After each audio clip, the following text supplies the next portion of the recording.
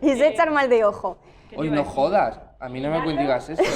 Quitarlo. Bueno, Nuevo episodio de Murcia Espabila con edificios catalogados. Pim. Acción. Yo quiero hacerlo contigo, ¿puedo? Pero no me eches mal de ojo, ¿eh? Nuevo episodio de Murcia Espabila. Acción. bueno, una cosa, ¿dónde miro? Esta es tu cámara. Ah, vale. ¿Y yo? ok. Tú te puedes mirar a cualquiera de las cámaras. Perfecto. No Vale. suelo mirar, pero bueno. Vale, vamos. Nuevo capítulo de Murcia Espabila, segunda temporada y seguimos. Bueno, hoy, aquí nos veis, tan guapos, tan guapas, tan guapes. Aquí estamos. ¿Dónde estamos? Estamos en el Museo de la Sangre de Murcia, en el barrio del Carmen, que podéis venir, entrada libre, y aquí apoyamos los museos desde el primer minuto. Y luego también vosotros os preguntaréis, ¿qué nos habéis vestido? ¿Cómo se llaman? ¿Por qué vais así? Vale, pues primero vamos a ir vestidos gracias a María Alemán, una tía genial. Justamente la ropa que llevamos ahora mismo, ¿vale? La podéis encontrar también en Bodas de Sangre, el musical. María Alemán es una diseñadora que se centra sobre todo en diseños de estética en ambientes teatrales. Sí, Ok. como que mezcla un poco lo sacro, pero también lo contemporáneo, para que la gente se meta, se vuelva a introducir al teatro poco a poco y con esa estética tan guay. Exactamente. Porque sobre todo estos diseños están inspirados en Federico García Lorca y también en la Semana Santa, que para eso hemos venido aquí a hablar hoy, con José Carlos Ruiz, arquitecto. Hola, ¿qué tal? ¿Cómo estáis? Bien, por fin. Por fin, de fin. verdad, madre mía. Esto lo llevamos mucho Sí, tiempo, ¿vale? Mucho tiempo. Él no de verdad. quería, pero- Anda ya. Estaba deseando. Se ha hecho de robar, pero... Bueno, José Carlos es arquitecto y lo podéis encontrar en las redes, conocido como Edificios Catalogados, ¿vale? Lo podéis encontrar tanto en su página web, en Instagram y en Twitter, ¿vale? Entonces, vamos a hablar de la Semana Santa. Y la Semana Santa, para ello, tenemos que conocer un poco su contexto histórico. Entonces, la Semana Santa, como bien sabemos, ¿no?, es una de las celebraciones cristianas más antiguas y más importantes en España, también conocido como la Semana de la Pasión, que conmemora la última semana de vida de Jesús en la tierra. Vale, entonces, ¿en qué momento podemos hablar de Semana Santa? O sea, ¿cuándo comienza esto? Pues uno hace aquí sus búsquedas, ¿no? Y entonces tenemos que remontarnos en la plena Edad Media, concretamente entre los siglos XII y XIII en España. Pero luego, ¿y en Murcia qué? Pues en Murcia hasta el siglo XV, nanay. Pero es verdad que el siglo XV es como comenzamos a hablar un poco de Semana Santa, pero también vamos a ver un cambio brutal, ¿vale? Porque vemos de los ritos penitenciales a representaciones teatrales y las escenificaciones de episodios del Evangelio. Y además, en este mismo siglo, vamos a ver también lo que la fundación de las cofradías. Aquí hago yo un spoiler de mi conclusión. Que ¿En podemos... serio ya? ¿No llevas ni Sí. 5 minutos? Sí, es que me encanta. ¿Qué ha pasado? Sin cofradía no hay Semana Santa. Cuando hablamos de cofradías, ¿vale? Una de las primeras cofradías que vamos a encontrar en el siglo XV y en Murcia serían las cofradías gremiales, es decir, cofradías que están relacionadas con los oficios o con los gremios artesanales. Por ejemplo, los herreros, pues está relacionado con las cofradías de San Eloy. Viva Los San sa- Eloy.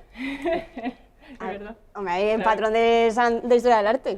Luego, por ejemplo, los sastres, pues con la cofradía de Santa Lucía. Entonces, esto, como podéis ver, son oficios que al final lo encontramos en una clase media-baja, pero al final, como todo, pues se va extendiendo y entonces lo encontramos en las clases más altas, como por ejemplo los abogados, que serían la cofradía de Nuestra Señora de la Caridad. Yo creo que al final, como todo, es un ciclo que va a ir de menos a más. Dejamos el siglo XV, vamos a centrarnos entre el siglo XVI hasta el XVIII, ¿vale? Porque en el siglo XVIII podemos decir que ya se va a dar la Semana Santa más o menos tal cual la conocemos hoy. Pero para ello tenemos que pasar por el siglo XVI y el siglo XVII brevemente, ¿vale? Para ello ya vamos a ver un poco las cofradías como más o menos las conocemos, ¿no? Que serían las cofradías devocionales. Es decir, cofradías que van a estar relacionadas con un culto determinado. En Murcia, la primera que se va a dar es la del Corpus Christi. Se encontraría en la parroquia de San Miguel Bueno, la parroquia de San Miguel es una de las que se llaman las parroquias viejas del casco histórico que derivan de mezquita, ¿vale? Cuando se produce la conquista en el siglo XIII, la conquista cristiana, a mí no me gusta decir reconquista, me gusta decir conquista, porque Murcia era plenamente musulmana en ese momento. Muy buen apunte. Pues una de esas mezquitas de barrio era San Miguel, ¿no? Y derivó a iglesia primero mudéjar, luego seguramente en algún momento tuvo alguna construcción gótica y ya en el barroco murciano, que se renuevan prácticamente todas las iglesias de la ciudad por este momento de auge económico, social, urbanístico, pues San Miguel es una de esas iglesias. La iglesia de San Miguel está en el barrio de San Miguel, junto a San Esteban, que ahora es lo que llamamos Palacio de San Esteban, que nunca fue palacio, es un colegio jesuita, uno de los primeros colegios jesuitas de España, por cierto, y bueno, ahora lo llamamos palacio porque es la sede de la presidencia de la comunidad autónoma, ¿no?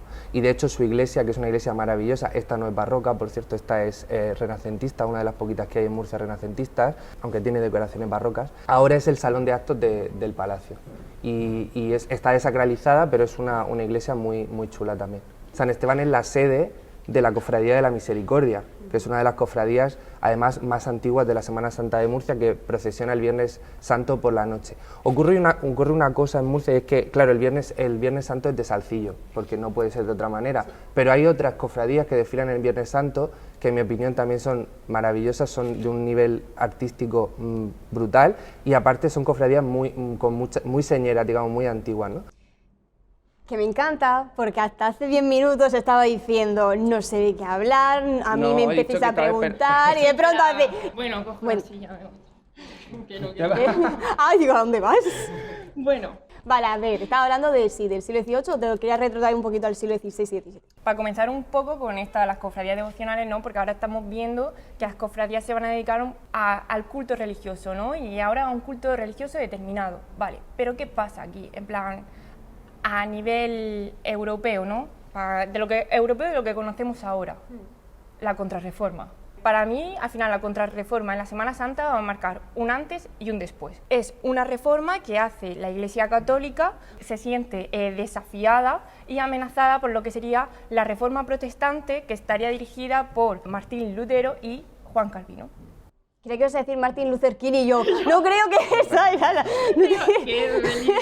Que precisamente las cofradías devocionales van un poco de eso, ¿no? En la Semana Santa no deja de ser una iglesia itinerante o una manera de evangelizar al pueblo, ¿no? Sacando los misterios a la calle y llevándolos al pueblo. Hasta la Contrarreforma la iglesia había sido todo lo contrario, ¿no? Como muy hermética, muy fría, muy distante, el juicio y te señalo y ahora es todo lo contrario, ¿no? Una iglesia amable que se acerca a la gente para que la gente no se vaya de ella, ¿no? Claro. Entonces está muy bien introducido por eso, porque la Semana Santa se tiene que entender en origen precisamente como eso, como una forma de acercarse, la Semana Santa como la entendemos ahora, Claro, quiero decir. exactamente. Acercarse al pueblo y evangelizarlo de alguna manera. Sí, porque claro, a raíz de eso, pues ya se intenta fomentar las cofradías que ya existían en ese momento y además también crear más cantidad de cofradías y con ello pues también fomentar la imagen de los santos, de la Virgen, claro, cosas que los protestantes pues no querían. Como consecuencia de eso, pues también tuvo más responsabilidad lo que eran las figuras de los obispos y sus diocesanos, porque al final los obispos eran quienes iban a controlar las actividades de las cofradías, ¿no? Y también quien llevaría el tema de las cuentas anuales, de las propiedades, un poco todo, ¿no? Que llevase todo un poco más de organización. Pero ¿qué surge ahora? Que también a mí me llama mucho la atención, para que esto también sea de una manera organizada, ya no se podían crear cofradías, sí porque sí. Porque ahora, si se crea una cofradía, de alguna manera tiene que pasar por el obispo, en plan, tiene que ser aprobada a que se haga. Es más, las cofradías que ya existían antes de la Contrarreforma también tenían que ser aprobadas y haber sido el visto bueno por el obispo. De todas las cofradías, ¿vale? ¿Por cuál la apostamos en concreto? Las cofradías pasionarias, o sea, que comenzaron siendo una o dos y al final terminaron siendo de las que más hay entre todas las cofradías. Y entonces, por ejemplo, podemos destacar la cofradía de Nuestro Padre Jesús, que es una de las más antiguas. Pues la cofradía de Nuestro Padre Jesús surge en el año 1600. a principios del siglo Es que, a ver, XVII. Es que es muy brutal. Es de las más antiguas, sí, claro.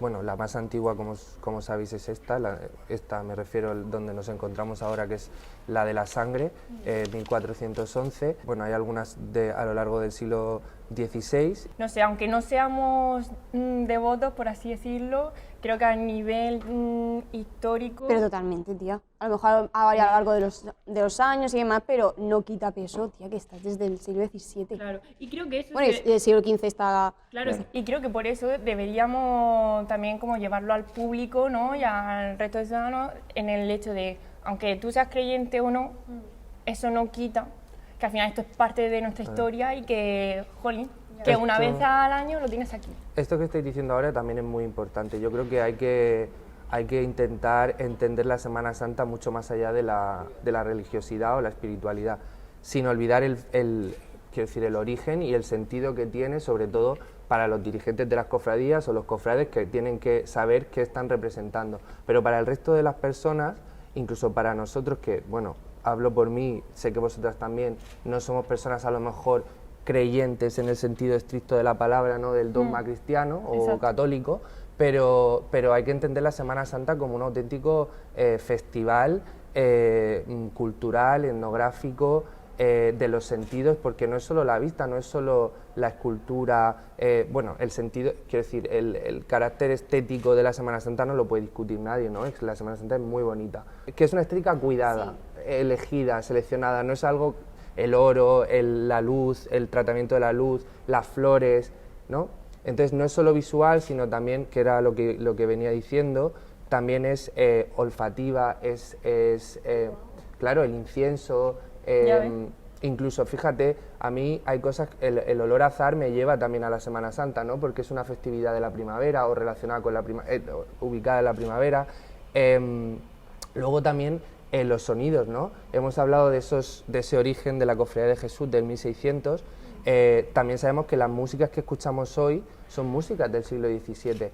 Tanto las burlas, los toques de burla, como el cantar de los auroros con sus campanas, son músicas que hunden sus orígenes en el siglo XVII. Entonces, pensar que estamos viendo algo o escuchando algo que ya se escuchaba en el siglo XVII es muy fuerte, ¿no? Es como, entonces, eso hay que darle un valor, más allá, insisto, de la religiosidad. Yo, que soy un gran amante de la imaginería religiosa, de la escultura religiosa, no soy creyente, pero da igual, es que encuentro un valor en lo que es, en la representación de lo que se quiere llevar a cabo, sobre todo porque la Iglesia ha sido la gran mecenas del arte de la historia, y eso, si no te gusta, o sea, quiero decir, hay que abstraerse de eso, porque si no es muy difícil que encontrar arte de los últimos siglos que no refleje la vida de Jesús o la pasión o lo que sea relacionado con la Iglesia. La Semana Santa de Murcia, como no podía ser de otra manera, tiene mucho que ver con la huerta. Por ejemplo, antes has hablado de los gremios, que eso me ha parecido muy... No te quería interrumpir. Uno de los gremios más importantes, lógicamente, y relacionados con la Semana Santa de Murcia, era el de la seda, el de la industria de la seda. En el siglo XVIII, Murcia se convierte en un auténtico motor económico, muy en parte por esto, por la pujanza de la seda, ¿no? Entonces, hay muchos símbolos, que ese es otro tema que está muy bien de la Semana Santa, los símbolos, relacionados con la seda. Por ejemplo, nuestro Padre Jesús lleva delante una boja, creo que se dice, que es como un conjunto de capullos de seda, que al final lo que está representando es esa ofrenda del pueblo murciano, de la huerta, a nuestro Padre Jesús, que quizás sea la devoción más grande o una de las más grandes. Pero es que otras cofradías, como la del Perdón, directamente surgen de eso, no me sale la palabra que estábamos hablando, del gremio de los sederos, ¿no? La Cofradía del Perdón está refundada en 1896, pero en realidad su origen, antes de desaparecer y volver a refundarse, es también en 1600, por cierto, y era la Hermandad del Prendimiento, que era del gremio de los sederos. Entonces, todo lo que tiene que ver con la Semana Santa también tiene que ver con la huerta, porque la Semana Santa es un reflejo de lo que somos, es una imagen del pueblo murciano en este caso, y si te vas a Sevilla, del sevillano, y si te vas a Lorca, del lorquino, porque además eso se ve claramente, ¿no? Cada Semana Santa tiene su propia idiosincrasia, su propia forma de ser y siempre refleja el carácter del pueblo al que representa. Por más elementos iconográficos o simbólicos que uno puede encontrar en algún paso. Por seguir con la Cofradía de Jesús, siempre pasa cualquier obra de arte tan icónica, tan importante como es la Dolorosa de Jesús, siempre surgen historias, leyendas alrededor de ella, ¿no? Una de ellas, que a mí me parece muy bonita, es Salcillo no solo talla la imagen de la Virgen, sino que le talla 4 angelotes que lleva a los pies, lleva uno en cada esquina del trono, ¿no? Pues hay uno de ellos que se coloca de tal manera, lo colocan así como acostado, de tal manera que parece que va besando el suelo por donde pisa la Virgen, ¿no? Y me parece como muy bonito. Otra de las historias de la Dolorosa es a quién representa, ¿no? Uno de los nietos de Salcillo, Mateo José López Salcillo. Mateo José López Salcillo, efectivamente, que estamos hablando ya de mediados del siglo XIX, era su nieto. Cuando iba a la procesión de Salcillo decía que iba a ver a la abuela Juana.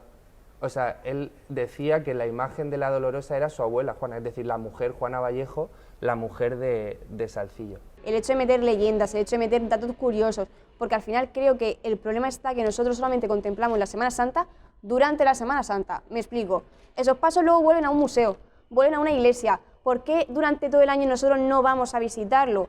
Porque lo que más se lleva, no, pero a ti te sabe más ver un paso de Semana Santa durante estas fiestas. Problema, que estamos todos sentados o estamos al final de pie y no podemos ver esos pequeños detalles. Pero yo creo que de todas formas, también la leyenda, creo que al final es un recurso muy atractivo para acercarlo a la gente. Yo quiero que cuentes cómo Cartier está implicado en la Semana Santa de Murcia. Una de las dolorosas, de las muchas dolorosas que salen en la Semana Santa de Murcia, esta en concreto no es de Salcillo, es de Roque López. La Semana Santa de Murcia tiene a la figura de Francisco Salcillo como en el primera línea, como no puede ser de otra manera además. Pero esto ha hecho que su gran figura haga sombra a muchos otros grandes escultores que tiene la Semana Santa de Murcia desde el siglo XVI hasta el siglo XXI, porque os puedo decir hasta gente que sigue viva y sigue produciendo, que es de una calidad maravillosa. Entonces, ¿Salcillo es una figura? Sí. ¿Salcillo pasará a la historia o ha pasado a la historia y seguiremos hablando de él como una de las figuras de la historia del arte, no de Murcia, sino de España, incluso del mundo? Sí. Pero no podemos olvidar a todos los demás. Y Roque López, que por eso he enlazado con esto, tiene la doble sombra, que es un escultor murciano, pero es que además fue discípulo de Salcillo. Aprendió en su taller y trabajó con él hasta que murió, que por cierto luego rescató todos sus utensilios y su taller y se lo continuó con él, ¿no?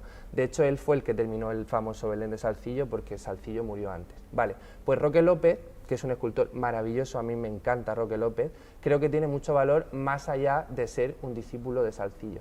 Creo que es evidentemente de la escuela salcillesca como muchos otros, pero tiene una personalidad y una manera de hacer escultura que yo creo que hay que reconocerle de por sí.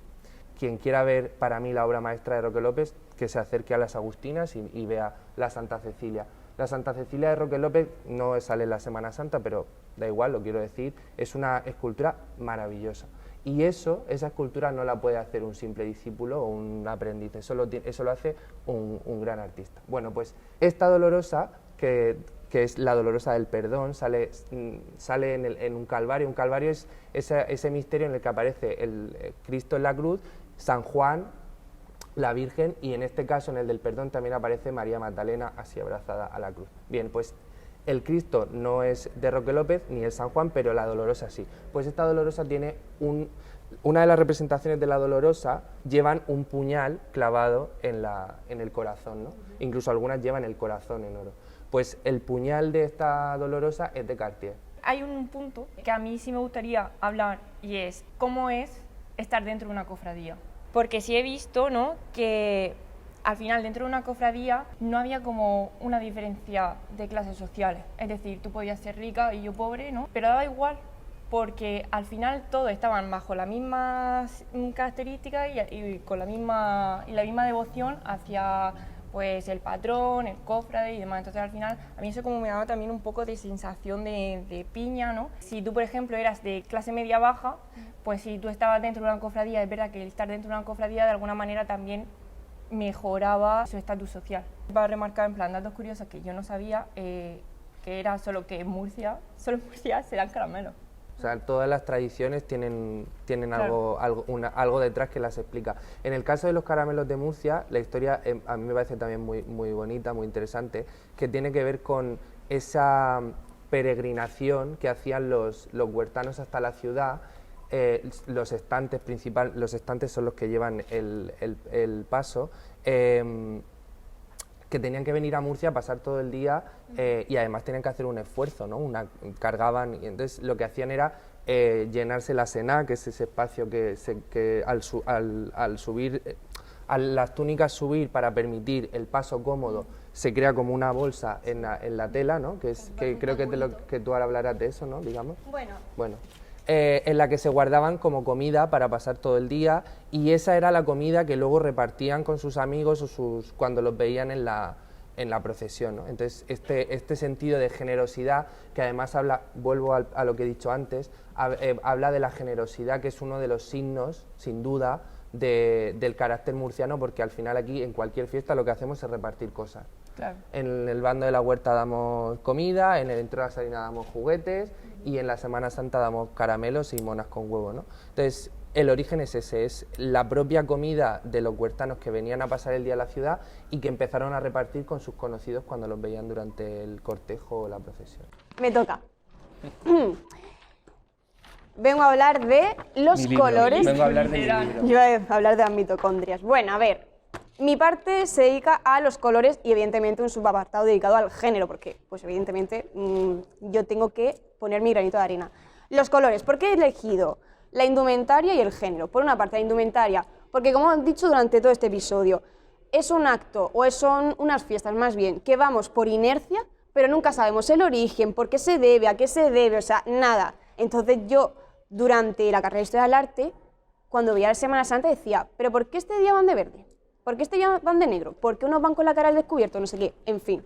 Entonces, he investigado y voy a explicaros que la indumentaria se divide en dos estilos, el tradicional y el de silencio. El estilo tradicional surge en el siglo XVIII y, por ejemplo, aquí, los colorados es un buen ejemplo del estilo tradicional.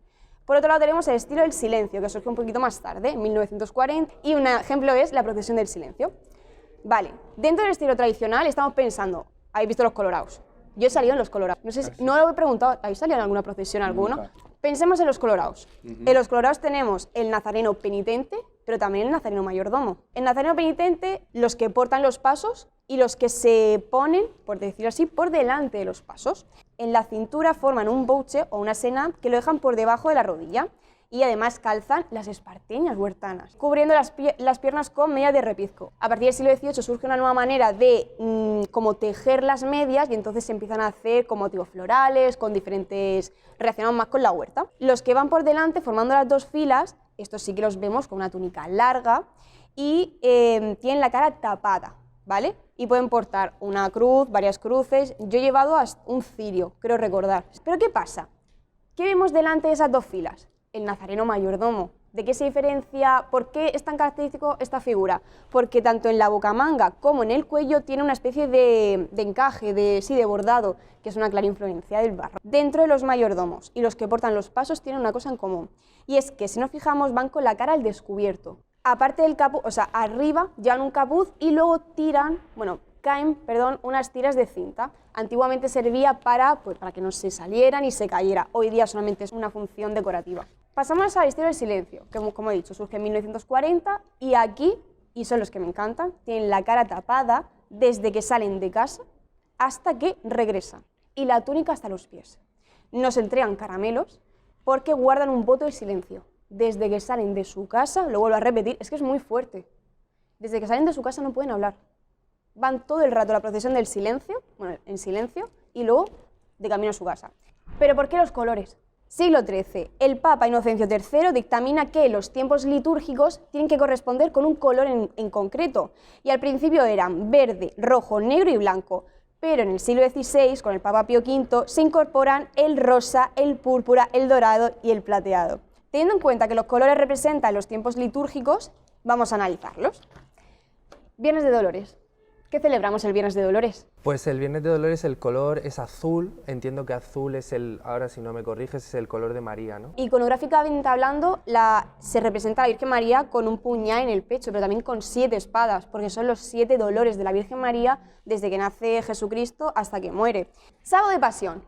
El Sábado de Pasión en Murcia está representado por 2 cofradías. Por un lado la Caridad, que sale, si no recuerdo mal, como un color rojo, no rojo sangre, pero un rojo Cartagena, así como medio granate, un Burdeos, efectivamente. Y luego la Cofradía de la Fe, que es una cofradía muy moderna, que además es la única, por cierto, que sale... ¿A qué te refieres con moderna? Pues que las fundaciones de finales de los años 90, que tiene... Wow, nada. Es muy moderna, sí.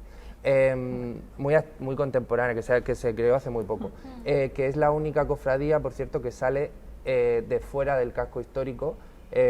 Comienza en el Colegio de los Capuchinos, en la iglesia de San Francisco de Asís, lo que es el Colegio de los Capuchinos en La Redonda, y entra al casco histórico por Alfonso X. Y por esa misma razón van de marrón, Y van de marrón. porque Francisco de Asís iba con una túnica marrón y ellos han cogido ese color para vincularlo. Vale, el Sábado de Pasión quiere decir que al día siguiente es el Domingo de Ramos. El Domingo de Ramos se celebra la entrada, esto parece una clase de religión total, pero claro, es que aparte de los colores tampoco sabes qué pasaba cada día de la semana, ¿sabes? O sea, tú lo veías y no te dabas cuenta o no lo asociabas. Simplemente el Domingo de Ramos es que Jesús entra en Jerusalén. En Murcia suenan las campanas de todas las iglesias. Si es la entrada de Jesús, la entrada del Mesías, es el color esperanza, como diría Diego Torres. Entonces, ¿cuál es el color de la esperanza? El verde. Un poquito más rápidos. El lunes santo, aquí es cuando empieza la verdadera historia. El lunes santo es conocido como lunes de autoridad, porque Jesús manifiesta ante el pueblo su poderío y expulsa a los mercaderes. Para mí es una de las cofradías más, sin compararse con nadie y sin desmerecer a ninguna otra, pero es una de esas cofradías con mucha alma y con mucho peso dentro de la Semana Santa de Murcia. Es una de las más tradicionales, de las que más respeta además esa tradición, una de las más largas también, de las que más pasos tiene. Y para mí, como colección de imaginería, de las más completas, porque tiene un poco de todo y creo que es una cofradía, ya te digo, con mucho peso. Si el lunes se llamaba lunes de autoridad, llegamos al martes de controversia. Aquí Jesús se enfrenta con los líderes religiosos y hay 2 procesiones. En la primera, los nazarenos van de morado y blanco y verde y blanco. El morado, ¿a qué está ligado? Al sufrimiento, a la penitencia, pero el blanco es el color de la luz, que simboliza la pureza. El martes santo hay 2 procesiones distintas, 2 cofradías que salen, una de ellas sale de San Juan Bautista, que es la cofradía del Rescate.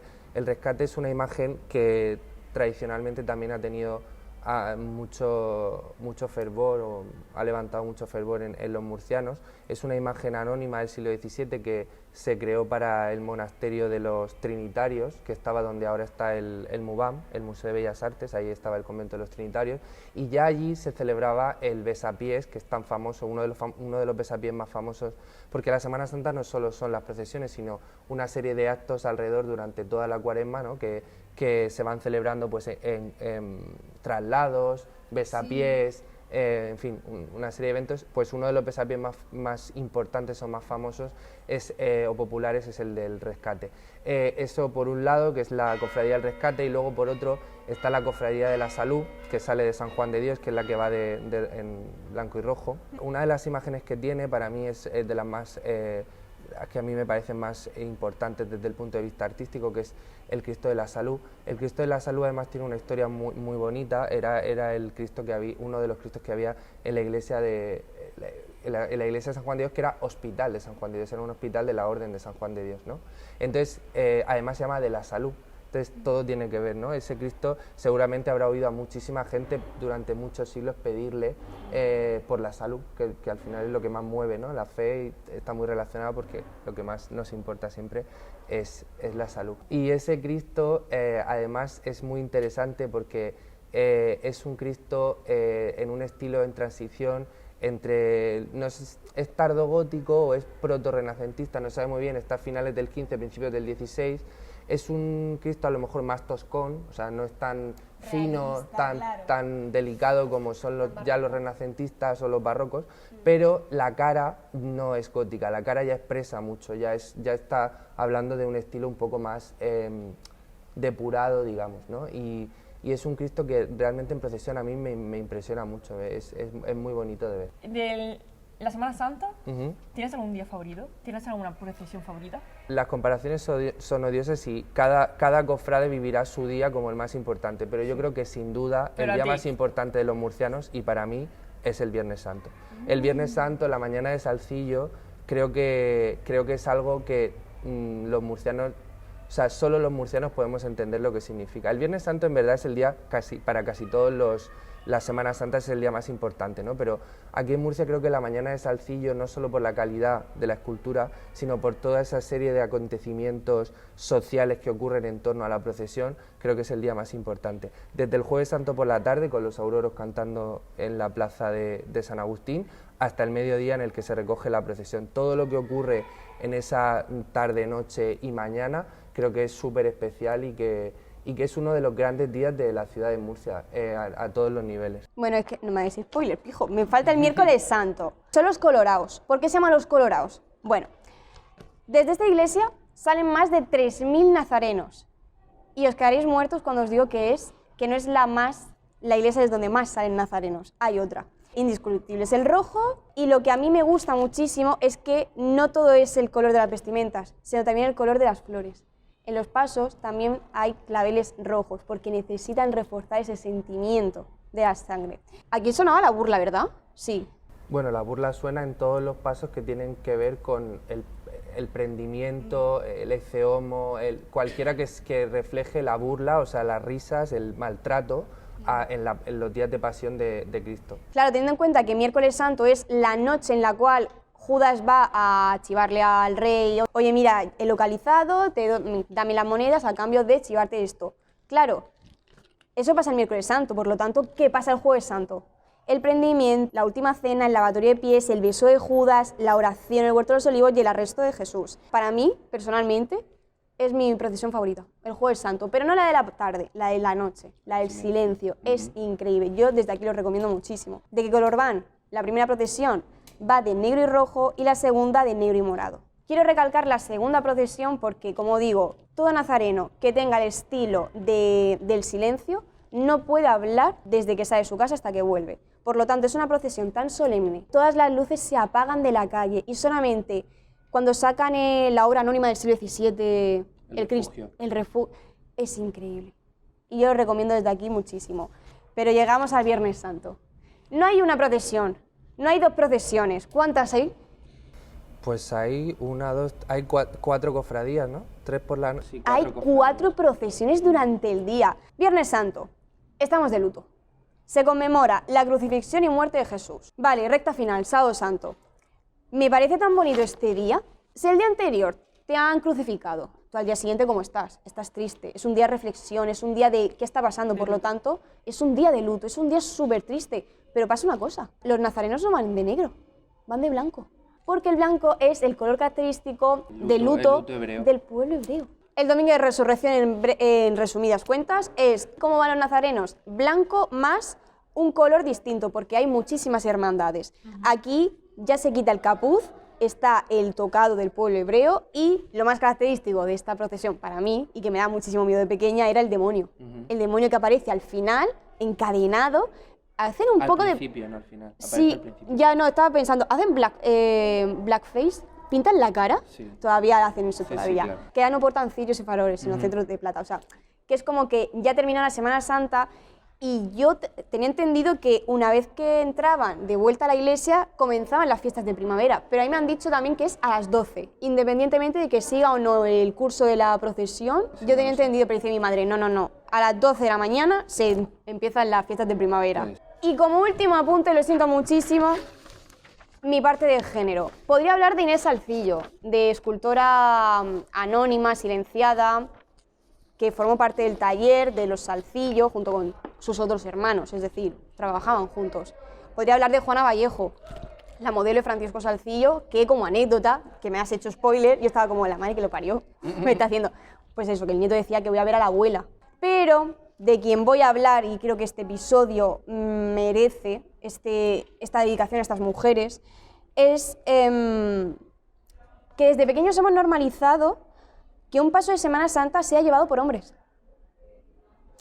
Pues aquí os vengo a contar que en Murcia no fue hasta el año 2015 cuando Ana Belén López Gálvez propone la creación del primer trono femenino llevado por mujeres. Por supuesto, esto trajo respuestas tanto negativas como positivas. Y muchísimas personas argumentaban que cargar un paso de Semana Santa no era para mujeres, que cómo iban a poder... 2015. Que cómo ellas iban a poder sostener ese paso tan grande, tan pesado. Claro que es pesado, claro que a lo mejor hay mujeres que no pueden. A lo que ellas dijeron, bueno, pues vamos a realizar un paso con materiales más ligeros. Y eso ya fue como, no, es que si no, entonces la Semana Santa no tiene sentido. Y dijeron, a ver, si os pica no pasa nada, rascaros y ya está. Nosotras lo vamos a hacer. En 2016, la Cofradía de la Salud anuncia la maqueta María Consuelo a los Afligidos, para que salga la procesión del Martes Santo de 2018. Se trata de una obra escultórica donde la Virgen María consuela a María Magdalena tras ver en la Vía Dolorosa a Cristo. Como curiosidad, y esto pues me llena muchísimo de tristeza, está realizado por el artista cordobés Francisco Javier López del Pino, porque en Murcia nadie quería hacer un paso para ellas. Llega 2018, todo el mundo estaba deseando que llegara este momento. Según testimonios de ese momento, la plaza de San Juan de Dios estaba llena. Nunca nadie había visto esta plaza tan llena de gente. Ellas salieron el Martes Santo llevando el trono y tuvo tanto éxito que continúa hasta hoy día. Así que desde aquí animo a todo el mundo a que acuda el Martes Santo a la plaza de San Juan de Dios y que anime a estas mujeres, porque al final es algo que debemos seguir evolucionando e implicando tanto hombres como mujeres. Lo más curioso es que no es el primer paso llevado por mujeres. Lo que pasa es que este trono lo bendijo una periodista murciana en la catedral, pero también podemos encontrar por toda la región y por toda España, que apunto, el primer paso llevado por mujeres sale en Lepe en el 92. Hasta aquí la primera parte del episodio de Semana Santa. Espero que, bueno, sí, nos hemos enrollado más que las persianas, pero nos gustaría ceder un espacio a personas que viven la Semana Santa desde su propia... De dentro, ¿no? Sí, muy dentro. Así que, bueno, tenemos que dar paso a Manuel. Bueno, preséntanos, ¿quién es este señor que apareció así de la nada de repente? Bien hallado, muchas gracias por invitarme. Bien hallado, señor Hurtado. Hace mucha ilusión participar con vosotras en este episodio de Murcia Espabila y, por supuesto, con José Carlos, que como bien ha dicho, bueno, más allá de amigos, somos... Como hermanos. Efectivamente. Bueno, Sí. ¿tú por qué estás aquí? A ver, cuéntanos tu parte. Bueno, pues mi parte es para hablar un poco de la figura del penitente, del nazareno desde dentro. Yo soy penitente, soy cofrade de la cofradía, valga la redundancia, del Refugio, que es la que sale en Jueves Santo, que antes ha estado explicando muy bien la vestimenta de ese estilo. Efectivamente, vamos de raso negro con los ribetes morados. Y yo realmente, más que por un sentimiento religioso, que sí que está, es por una tradición familiar. Desde niño yo veía a mi padre salir en esa procesión. Él empezó a salir cuando era muy joven y yo recuerdo, sobre todo porque lo curioso que tiene el silencio es que una vez, que también has explicado antes, que te pones en casa el capirote o el capuz o el caperucho, porque se le puede denominar de muchas maneras, ya no puedes hablar hasta que vuelvas a casa y te lo vuelvas a quitar. Y es algo que se lleva muy a gala cuando perteneces a la cofradía del Refugio, que realmente la gente conoce como el silencio. Y es, yo creo que si pudiéramos señalar una gran tríada de procesiones, sería el miércoles de los Colorados, que estamos aquí en su sede, por supuesto el viernes de los Salcillos, que antes José Carlos lo ha explicado también, y el silencio, por lo que supone dentro de la Semana Santa, que es muy peculiar, muy particular, y es esa procesión, bueno, pues solemne, recogida, emotiva, y que todo el mundo conoce aquí en Murcia. Una cofradía que nace en 1942, en la noche larga de la posguerra española, y se hace o nace a petición de unos feligreses de la iglesia de San Lorenzo. Y el nombre de refugio porque esa iglesia sirvió como refugio durante la guerra civil. Entonces lo que se invita, y tú antes lo comentabas, independientemente de la creencia, tú ibas con tus padres y te impresionaba que la gente ante ese silencio, bueno, pues cada uno, independientemente de sus sentimientos, creencias o no, te invita a participar un poco y hacer esa autorreflexión en el silencio de la noche, en la oscuridad de una ciudad ya grande y bulliciosa como en Murcia. Al final son semanas grandes, importantes, que ponen tu ciudad en el mapa. La Semana Santa de Murcia, que, insisto, pues tiene ese interés turístico internacional y que sirva para que los murcianos espabilen, ¿de acuerdo? Y entonces sirva, efectivamente, bueno, porque esto también es algo que José Carlos y yo, nuestras larguísimas conversaciones sobre Murcia, pues todavía nos queda creérnoslo a nosotros mismos y que la gente sepa que tenemos la Semana Santa de Murcia. Es peculiar, es particular y solamente por eso pues es maravillosa y hay que venir a verla aunque sea una vez en la vida, porque entiendo también que si eres de tu sitio no te quieres mover porque quieres disfrutar, pero habría que ver y que te den una mona, un huevo, un caramelo o refugiarte en el silencio del Jueves Santo por la noche. Lo bueno que tiene es que como al final todas se desarrollan por el centro, aunque no vayas de forma consciente a verlas, te van a atrapar. Claro. Sí. Claro. Siempre te vas a encontrar una calle cortada. Y luego también es cierto, volvemos a lo mismo, independientemente de que uno vaya con un fervor religioso a verlo, lo de quedar con unos amigos, ver pasar solo 2 o 3 pasos, tomándote una cerveza y una marinera, y entonces que te ver un paso de Salcillo o de otro escultor y vivir ese ambiente, ya algo maravilloso. Incluso que cuando pase la Semana Santa digas, vamos a este museo, vamos a la iglesia de donde salió este paso, vamos a verlo, y que alguien nos lo explique. Se nota muchísimo que lo vives con pasión y que al final lo valoras tanto como devoto, como no devoto, como amante del buen arte. Sí, bueno, lo valoro, insisto, como una persona y aquí creo que somos todos, como un enamorado de Murcia. Al final es una cuestión de amar tu ciudad, de creer en ella, como ha dicho José Carlos, y no quiero extenderme más ni ser pesado. No. Y es que lo de en Murcia no hay nada, claro, al final es que sacan las garras por tu hija, en este caso una hija maravillosa que está aquí en el sureste, que tiene de todo y que hay que defenderla y que hay que auparla no a lo más alto, sino que hay que auparla en el lugar que le corresponde, que por supuesto es un mejor lugar en el que muchas veces nosotros mismos se lo damos. Entonces, sea Semana Santa, fiestas de primavera, bueno, cualquier museo, tradiciones, gastronomía, Murcia, insisto de nuevo, y tenéis un título maravilloso, tiene que espabilar, y yo creo que está muy espabilada. Pues yo creo que con estas palabras podemos cerrar perfectamente esta parte. Damos por concluida. Joder, qué bien habla, nene. Así Muchas que, gracias. muchísimas gracias. Gracias a vosotras, ha sido un placer.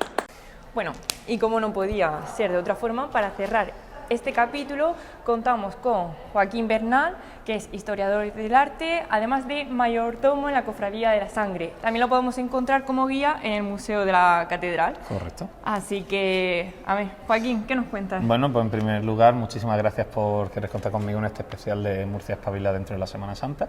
Como colorado, pues bueno, os voy a enseñar un trocito de lo que forma parte de mi vida siempre, ya que la cofradía siempre ha estado metida en mi familia desde varias generaciones.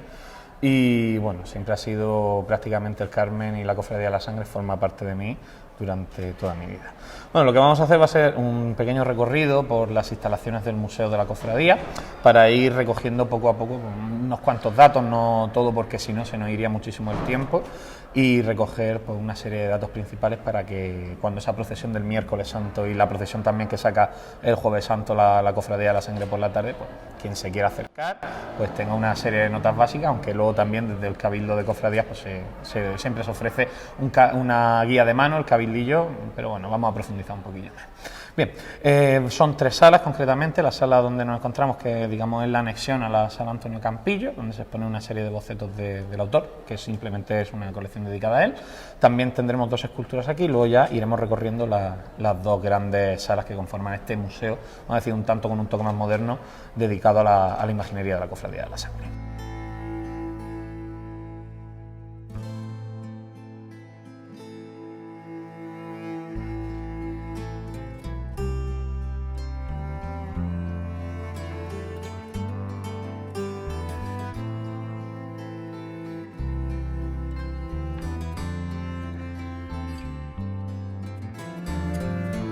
Y ya finalmente tendríamos este conjunto del paso del lavatorio, un paso del lavatorio que viene a sustituir también a uno de dorado brisa, que inicialmente se cayó al suelo y posteriormente se restauró y llegó a procesionar también, hasta que se perdió también en la Guerra Civil. Bueno, ese paso del lavatorio que realiza González Moreno es una huida total del paso de la Cena de Salcillo. ¿Por qué? Porque no iba a hacer una cosa que ya estaba hecha. Por lo tanto, a través de sus modelos tiene que hacer algo, tiene que configurar una mesa de los apóstoles totalmente diferente a lo que hizo Salcillo para la Cofradía de Jesús. ¿Cómo lo va a hacer? Primero, le va a dar la vuelta. El Cristo no va a estar al final del paso, va a estar al principio. También los apóstoles los va a invertir igualmente. Judas no va a estar al principio, va a estar al final. ¿Más cosas? Pues retratar también igualmente a modelos reales, tanto que la mayor parte de todos los apóstoles son miembros del Partido Comunista de Murcia. ¿Vale? Por lo tanto, el propio González Moreno va a estar abiertamente cercano al Partido Comunista, incluso va a retratar a una serie de estos personajes. ¿En qué contexto? Pues en ese contexto del franquismo del año 50, ni más ni menos, algo que le podía haber costado directamente la cárcel si se hubieran coscado, vamos a decirlo así, de todo lo que había encima del paso. Bien, todas las esculturas que veréis, sobre todo, que muchas van doradas, van con esos estofados, pero otras tantas no. ¿Por qué? Muy fácil, falta económica y también ese proceso de tener que sacar el paso ya.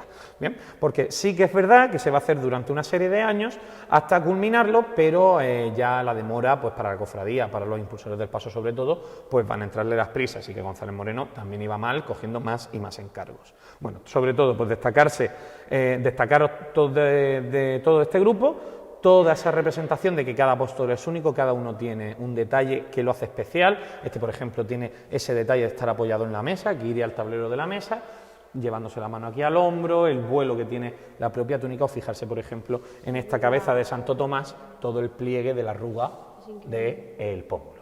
También, por ejemplo, la figura del San Juan, una figura prácticamente neoclásica, si os dais cuenta, una Doni, prácticamente sacado de esta madera de los 50, y que se va a estofar incluso por el interior, hasta el revés de la túnica va a estar estofado. También la cabellera muy clásica, con esos bucles, y incluso levantándose la túnica y desatándose las sandalias para proceder a lavarse los pies. Del Santiago, por ejemplo, yo siempre destaco la cabeza, una cabeza que prácticamente sería de un San Pablo clásico también, y que está haciendo el aspaviento de darse la vuelta y recogiendo el manto para llevárselo consigo, ya que lo tiene también arrastrando. Una figura buenísima también, San Andrés. El San Andrés tiene una mirada sobresaliente, sobre todo el tallado de los dientes, el trabajo del paladar por el interior y todo ese estofado, algo que también va a compartir con San Simón, que va a tener toda esa policromía, todo ese estofado, que va a estar hablando precisamente con una persona que nos interesa para estas cosas, como es el propio Judas, que si os dais cuenta, San Simón está señalándole, diciendo, a ver si... ¿tal? Bueno, pues Judas precisamente es el que se va a revolver sobre sí mismo, fijarse todo ese detallado trabajo de los pliegues, a rascarse las vestiduras prácticamente, y esta es la única referencia a Salcillo que vamos a tener. ¿Por qué hay una referencia a Salcillo? Lo viste de ocre, igual que el de Salcillo, y lo pone con esos tintes pelirrojos, que es como González Moreno lo conoció originalmente, hasta que se llenó de suciedad, se llenó de oxidación de barnices, oscureció esa policromía y ahora felizmente se recuperó. Sobre todo fijarse que González Moreno con Judas se portó muy bien, que hasta le metió estofa a la bolsa de las 30 monedas. Bien, fijarse todo ese estofado por ahí dentro, ¿veis? Bueno, una pieza también fantástica, igual que el San Bartolomé, un San Bartolomé totalmente real, como podéis ver, esto es un modelo. Apoyado, ¿no? Claro, está apoyado en la mesa. Y fijarse todo en este trabajo del tallado, de estar prácticamente esa túnica cayendo por su propio peso, tanto que se la va a remangar tanto, incluso va a crear una especie de sená, como llevamos los nazarenos estantes, y que se ve perfectamente ahora gracias a la última restauración que se ha hecho. Pero si hay una pieza rotunda y de calidad, es lo que tenéis detrás. Esa imagen del Cristo, un Cristo que funciona muy bien solo y acompañado. Un Cristo que es una caída de desplome de la madera, si os dais cuenta, pero no por eso va a dejar de tener todo ese tallado que pliegue a pliegue. González Moreno va a ir sacando, sobre todo en los que caen abajo. Y aquí, que seguro que lo queréis enfocar, tenéis la firma. Ahí tenéis la firma, en el cima del pie del Cristo. Wow. ¿Veis? Y para ir terminando estas 4 últimas piezas, que serían Santiago el Mayor, en Santiago el Menor, sobre todo San Pedro, San Felipe, que tiene uno de los detalles más importantes de todo el grupo, que es el tallado de la sandalia. Fijarse que es el momento en el que se está verdaderamente desatando esa sandalia, incluso los dedos están tallados por dentro, hay un espacio que se podría meter prácticamente 2 o 3 dedos, Y también el San Pedro, que con su mirada yo creo que podíamos cerrar esta zona perfectamente. Toda esa caída, el desplome ante el Cristo y contemplándolo diciendo por qué precisamente a mi Cristo me va a lavar los pies y no yo a él. Sobre todo, pues de nuevo, toda esa caída de los pliegues, esa caída desplomada verdaderamente dentro del sentimiento de San Pedro y la mirada de no estar creyéndose la situación que está viviendo. Aquí estamos a contraluz. Bueno, los cámaras saben, si lo dicen los cambian. Ah, pues ya está. Señalamos a la cámara. Murcia, espabila. 1, 2 y 3. ¡Murcia, espabila! Me voy a la iglesia. Ahora... Ve con Dios.